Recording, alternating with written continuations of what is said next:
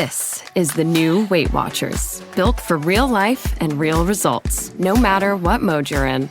Maddie went all in for her big day and lost 33 pounds. Emily lost 85 pounds and hit her goal while still living her life. Weight Watchers gave me the tools and I feel amazing. Join the millions of members and lose weight with the #1 doctor-recommended weight loss program. Lose more at WeightWatchers.com. At 6 months, participants in a clinical trial of Weight Watchers program lost an average of 12 pounds. Robots Radio. Games. Lore. Stories.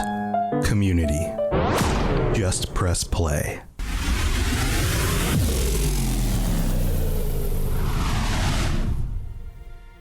Welcome to the Fallout Lorecast, the podcast that explores the boundaries of our knowledge about the world of Fallout. Welcome back to the Fallout Lorecast. This is your host, Tom, or Robots, and I am starting a new series. This series is a pointless top 10 list, inspired by Krendor's World of Warcraft channel, if you want to go check that out. But basically, this is a list of 10 things in Fallout. This week, we're talking about the 10 weirdest NPCs. And I'm not going to put them in order of ranking, so please comment either on this video or in the Discord and let me know which of these 10 you think is the weirdest. And then stay tuned for future episodes, because I definitely got more than 10 answers from our community when I was polling everybody, which is a way for you to be involved with this. So let's get started. Number 1. The Mysterious Stranger. This was an answer suggested by your friend Nate on our Discord, on the Robots Radio Discord. And everybody has encountered the Mysterious Stranger, right? He's one of the weirdest characters in Fallout, and that's why he's on the list. Because you know how he works. He shows up out of nowhere. He's wearing a trench coat, regardless of the weather. I mean, he even comes out in the Mojave Desert when it's really, really hot out. And he shoots at your enemies. He pops up out of nowhere, he shoots your enemies, and then he disappears. No word, no comment, no explanation. Has he been following you around this entire time? Is he a creeper? Is he somebody who just wants to help out with the cause? Is he a figment of your imagination? We don't really know. He shows up across multiple games in the series, and yet, even though he's a regular piece of the Fallout, I guess, DNA, you could call it, we still don't know much about him. Heck, the fact that he appears to be timeless actually adds to the mystery. I mean, he appears in different regions and different time periods throughout the Fallout universe. It suggests that he may be more than a regular human, and this ambiguity, combined with his ghost-like presence and the random just nature of his help, makes him seem truly bizarre. He shows up from Fallout 3 on, through New Vegas, Fallout 4, and Fallout 76. And all of that is why the Mysterious Stranger is one of Fallout's weirdest NPCs. Number 2. Sierra Petrovita is one of the weirdest characters in Fallout due to her extreme obsession with Nuka-Cola. Unlike the other characters in the game who are driven by their drive to survive or from some sort of want to accrue power and control, Sierra's entire existence revolves around her fanatic devotion to the pre-war soft drink. She lives in a house crammed with Nuka-Cola memorabilia and spends her time hunting down rare Nuka-Cola quantum bottles, often at great personal risk. Her obsession is so intense that she dreams of creating a Nuka-Cola museum to share her passion with the world, showcasing a level of dedication that borders on madness. What makes Sierra even more peculiar is her unwavering enthusiasm and cheerful demeanor in the harsh wasteland environment, which is contrasting so much with a lot of the people around her. She stands out in the world, filled with mutants and raiders and other dangers, and yet she remains unfazed and absolutely focused on this sugary, delicious quest of hers. This quirky, almost childlike passion, juxtaposed with the grim reality of the Fallout world, makes her an absolutely memorable and bizarre character. Sierra can be found in Fallout 3 in the town of Girdershade, and in Fallout 4 as a part of the Nuka World DLC, where she continues her Nuka-Cola fanaticism. And that's why Sierra Petrovita is one of the weirdest NPCs in Fallout.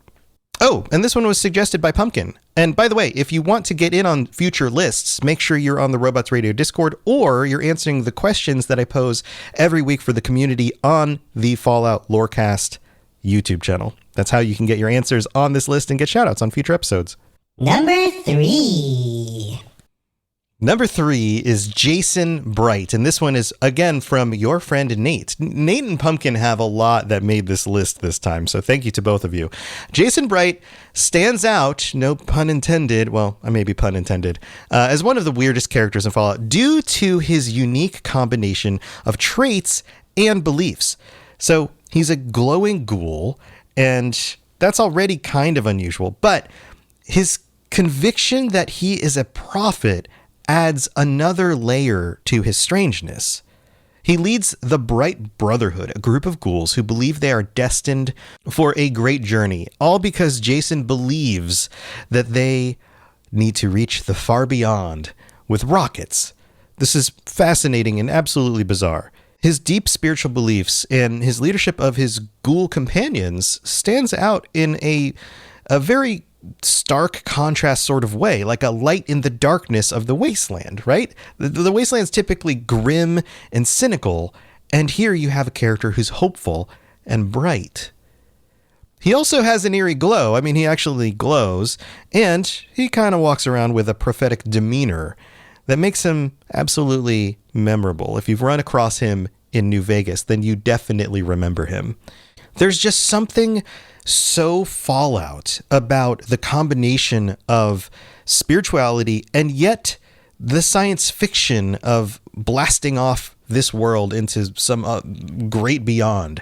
The combination of those things coming through a glowing savior type figure who's also a ghoul.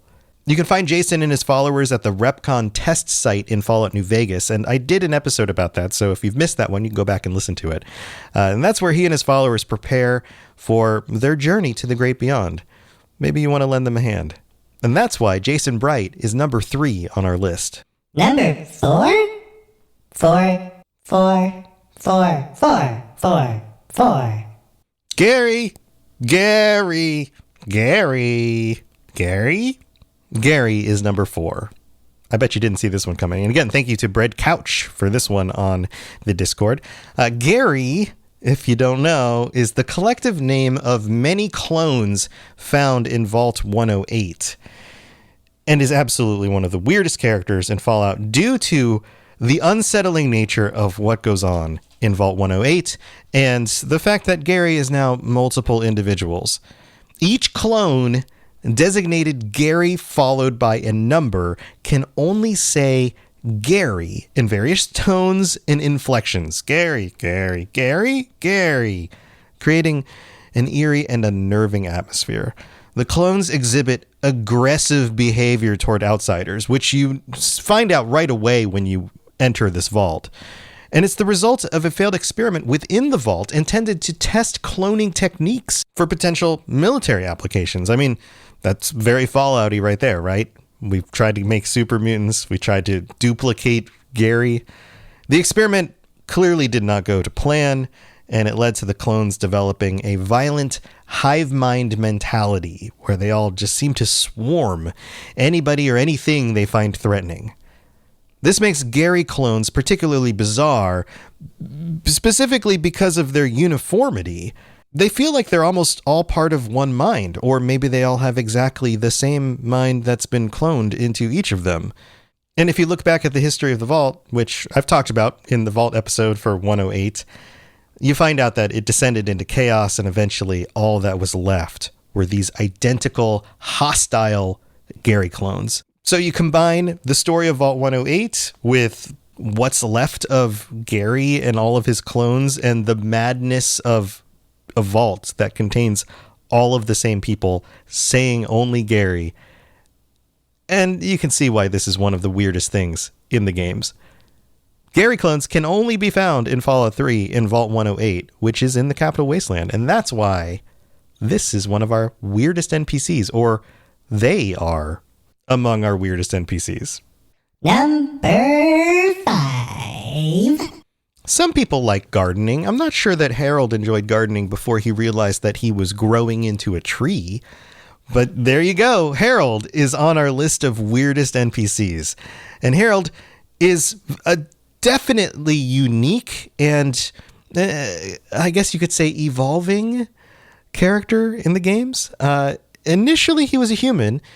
He was exposed to the FEV, the forced evolutionary virus, and that combined with subsequent radiation led to his transforming into a ghoul-like being, although he's not actually a ghoul, with a tree growing out of his head, and the tree's name is Bob. This unusual combination of human and flora, which is something that I think is absolutely unique with Harold, alongside his humorous and philosophical outlook on life, because he's got such a unique personality, make him an extraordinary and bizarre character. His story intertwines with major events and places throughout the games, starting with the earliest Fallout and going all the way through to Fallout 3. And this cements him as a legendary and super weird character. He goes from being a significant character, somebody who wanders around, to somebody who is rooted in the ground and is quite the tragic and dark dilemma that you have to deal with in Fallout 3. In fact, he's so weird when it comes to just kind of the weird and wacky nature of the way that some things in Fallout just don't even make any sense, that he seems like the kind of character that if you were to put him in, say, 76 today, people would revolt about. They'd be like, oh my God, I can't believe they would put something wacky and lore breaking in the game if he didn't already exist and was in the game since Fallout 1. So you add all of that stuff together and he becomes one of the weirdest characters in the Wasteland. You can find him in Fallout 2, in Fallout 3, and then he's also briefly in Fallout Brotherhood of Steel, which is not one of the better games if you want to go check that one out. In Fallout 3, you can go visit him at the Oasis. You can go see him as a big tree and meet his cult-like community. And that's why Harold is one of the weirdest NPCs in the Wasteland. Number 6. I'm not sure if this counts as one character or two characters, but I'm going to just go with one and explain it. Dog/God. And this is a character suggested, or characters suggested by Pumpkin. So again, another one goes to Pumpkin. Pumpkin, you had a bunch of them. You just kind of listed a whole bunch of them, and they were really good ideas. So Dog and God are one of the most unusual characters in Fallout because they exemplify the duality and psychological complexity that the series is known for. Now get this. In Fallout New Vegas, in the Dead Money DLC, this character is a Nightkin with a split personality disorder, where Dog it's like this submissive, childlike persona, and God is the dominating, like calculating counterpoint to that persona. This is an internal conflict between those two personalities. And a character like this with split personalities, the psychological dilemma of that shows a few things. I mean, first and foremost, it shows the toll of just living in the wasteland and dealing with all the harshness and all the things that everybody has to deal with in the wasteland, and that toll on your psyche, on your psychological well-being, I guess you could say. But the fact that this is a Nightkin super mutant also points to the impact of the Master's experiments. If a character like Dog/God can be so broken like this, then clearly other super mutants are broken too, which we see in the series. We see other super mutants with complex personality disorders. You have to wonder, the ones that just end up as fodder at the end of your gun or at the end of an explosive, are they suffering similar kinds of psychological dilemmas too? And the personality switching between Dog and God here is very extreme.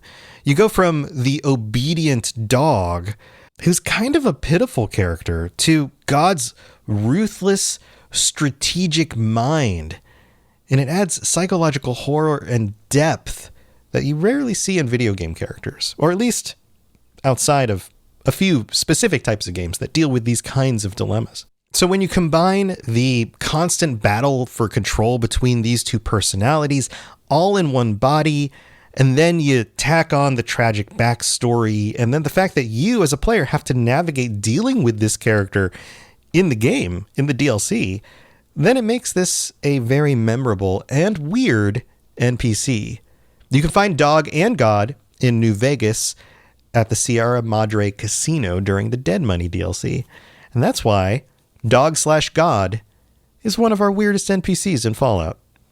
We have 4 more to get to, but before we get to those, we have to go thank our patrons. So don't go anywhere. We'll be right back. It's time for that spring reset. I'm taking a look at everything in my closet and figuring out that, oh no, this absolutely needs to go. And it's about time I replace things so that my clothes aren't older than my 15-year-old. Now you might think that they lasted that long because they were well made, but no, they're in terrible condition. Unlike the new jeans I just got from Quince. Jeans have always been my personal go-to because you can kind of wear them for lots of different things, but maybe they're not your thing. Maybe you're looking for, 100% European linen with insanely soft flow knit activewear fabric. It's definitely getting warmer, and their flow knit activewear is moisture wicking, anti-odor, and soft enough that you'll actually want to wear it every day. So pick out what you want. You can't go wrong because they have prices 50 to 60% less than similar brands. And like I said before, they are high quality. I continue to wear their clothes all the time, and I know that these new jeans are going to last me a lot better than the other things in my wardrobe. And on top of it, they look great. They're so comfortable, and I spent just as much on the jeans that I am now cleaning out of my wardrobe. So if you're looking for something better, just all around better, go check out Quince. So go do it right now. Refresh your wardrobe with Quince. Go to quince.com/falloutlore for free shipping and 365-day returns. Now available in Canada too. Go to quince.com/falloutlore for free shipping and 365-day returns. Quince.com/falloutlore.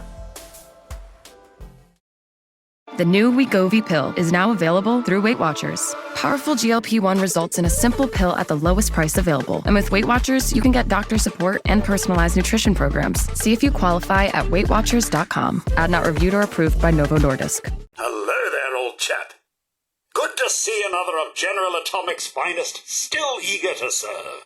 All right, here we are in the middle of the show. This is where we get to welcome our newest patrons at patreon.com/Fallout Lorecast, Fusion Chamberlain and Andrew. Welcome to the Patreon. So glad that you are here. I hope you're enjoying the things that you can get over on the Patreon. Also, we have to shout out our Sentry Bot Germinator. You get shout outs every week because you're at that tier.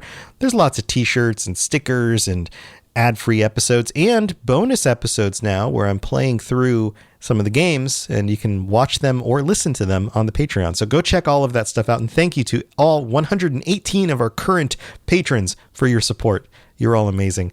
Also, I've got some other reviews to read out. This one is from D's Nuts from Canada.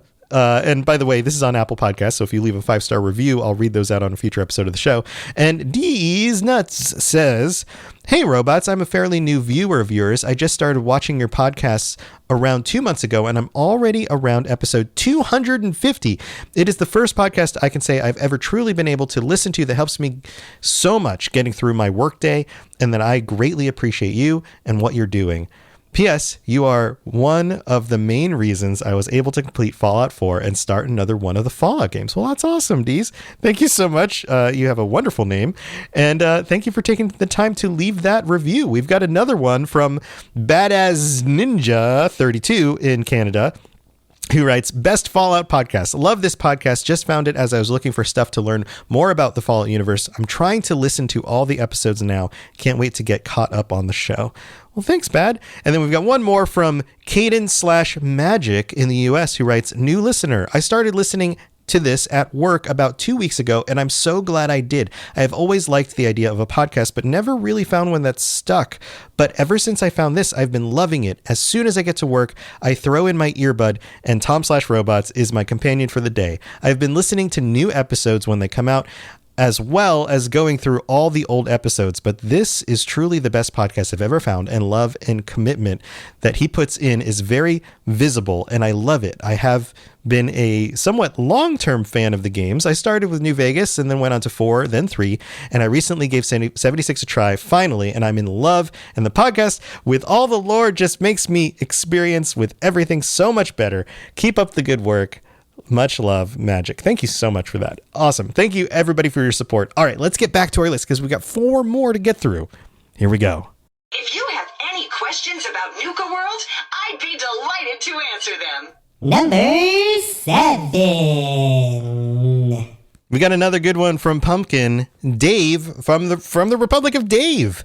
Dave is in Fallout 3, and he's one of the weirdest characters in the series due to his delusional and egocentric nature.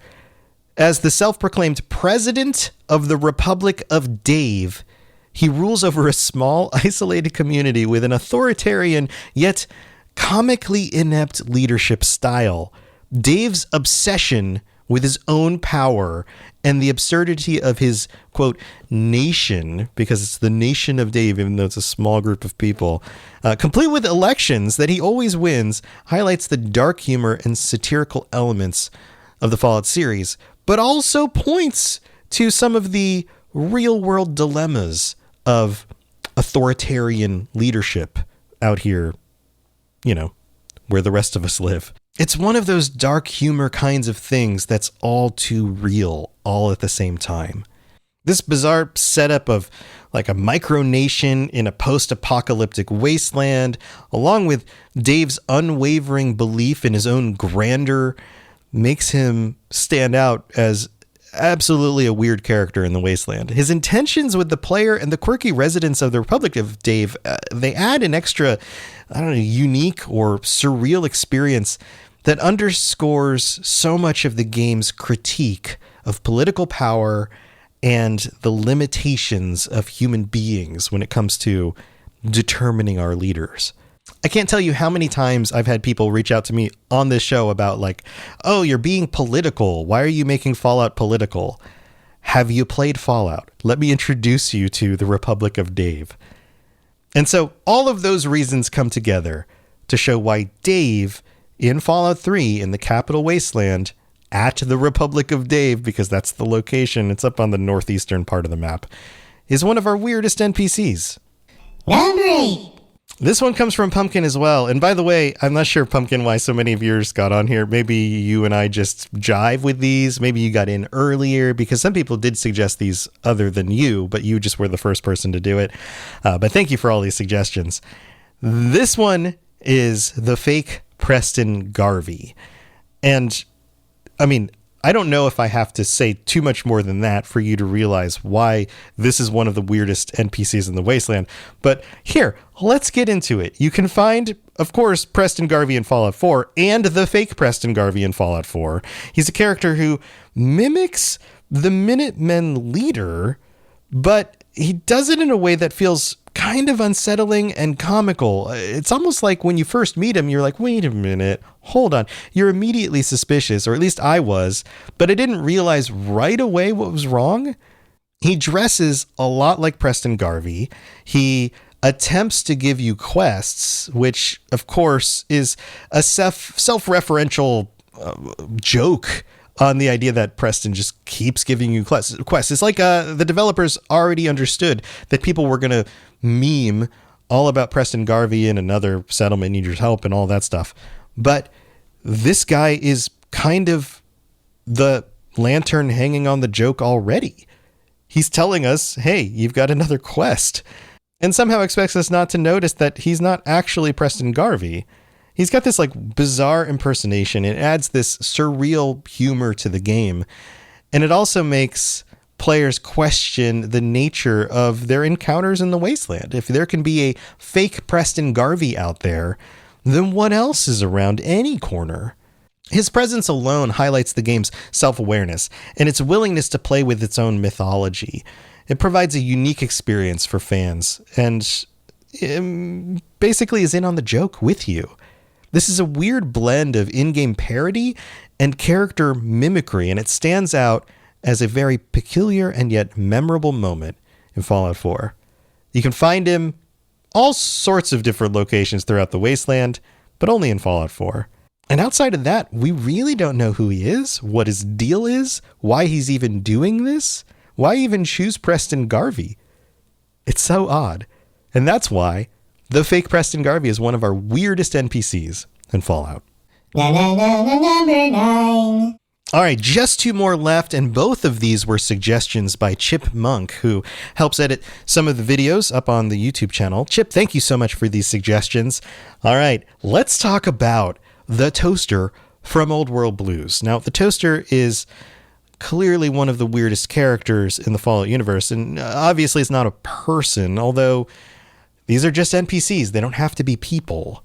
This is what appears to be an innocuous kitchen appliance, but it's actually a psychopathic AI with delusions of grandeur and an insatiable desire to burn the world. What makes the Toaster truly bizarre is its over-the-top personality. It combines megalomaniacal, that's a word, megalomaniacal ambitions, kind of like Dave, with the limited capabilities of being a device that's just there to toast your bread. Its dialogue is filled with hilariously violent threats and these grand plans for world domination. And it's all delivered with the enthusiasm of a malfunctioning appliance. The Toaster's weirdness is amplified by the contrast between its mundane form and its apocalyptic aspirations. It's a perfect encapsulation of the dark humor that permeates Fallout. The Toaster basically just takes artificial intelligence gone wrong, something like the Terminator, and just puts it to absurd extremes. Like what if the Terminator was just a toaster, right? And then there's the fact that this appliance is treated like a character on par with other NPCs, and it adds this weird kind of surreal charm because it's a toaster. It's kind of cute. It makes it stand out in the world, especially among a bunch of things that are already strange and weird, which is notable. The Toaster itself appears in Fallout New Vegas in the Old World Blues DLC. And you can find it in the Sink, which is a special player housing area in the Big MT research facility. It's one of several AI personalities that inhabit various appliances in the Sink, and each have their own quirky characteristics. And that's why the Toaster is one of our weirdest NPCs. Number 10. Before we get to number 10, just a reminder, if you would like to chime in about future lists, then make sure you're on the Robots Radio Discord, or make sure that you're following us on the Fallout Lorecast YouTube channel. Also, if you think that there's something that should be on this list that I didn't mention, or you clearly know which of these is the weirdest on this list, please comment and let us know. All right, let's talk about number 10. Billy, the Kid in a Fridge. I love that his name's Billy, like Billy the Kid, but in the fridge. Now, this is a young ghoul whose story defies logic in some ways, and it pushes the boundaries for what the game's lore can do in some bizarre ways. Trapped in a refrigerator for over 200 years since the Great War, Billy somehow survives without food or water or human contact, which has created a lot of debate over the years about the nature of ghouls and how that actually works. So Billy's extreme case of isolation, both from other individuals, but also from basic nutrients and moisture, raises a lot of questions about how ghoul physiology actually works. How does their immortality work? Some would even argue that he's a walking contradiction in the Fallout world, where we have examples of ghouls who don't seem to function this way. Now, what makes Billy even stranger is the juxtaposition of somebody who has been through such a terrible situation and the grim realities of the post-apocalyptic wasteland. And this is something I mentioned with some of the other characters. Everything in the wasteland is so dark and terrible, and yet Billy seems to preserve a childlike innocence and optimism while literally being trapped in a box, surviving nuclear fallout, and then just sitting in the wasteland for 200 years. And his existence, just the fact that he's around, serves as a reminder, a surreal reminder of the pre-war world, frozen in time, like him in an icebox or refrigerator. But go with me here on the analogy. Creating a narrative that's equal parts both comical and absolutely tragic, and is 100% Fallout. He appears in Fallout 4. You can find him trapped inside the refrigerator located south of the University Point in the Commonwealth. And interacting with the fridge initiates the quest, Kid in a Fridge, where the player has the opportunity to reunite Billy with his ghoul parents, or, in a much darker turn of events, sell him into slavery. And that's why Billy the Kid in the Fridge is one of our weirdest NPCs in Fallout. Thank you so much for tuning in for this episode. And if you have any suggestions, any thoughts, anything you want to add to my lists or correct me on, or which one you think is the best, let me know. I'll see you again next week. Stay safe out there in that crazy, crazy wasteland and try not to get stuck in a fridge. To plug into everything else we're doing, check out robotsradio.net. Reach out to me on Twitter at robots_radio. Check out the Robots Radio Rocket Club, where you can join me and a bunch of our other creators creating your podcast, starting a new podcast, or helping your current podcast grow. There's more information about that on robotsradio.net as well. And you can always talk with us and the entire community, over 2,000 people on the Robots Radio Discord. Come join us. We'd love to chat with you. See you guys next time.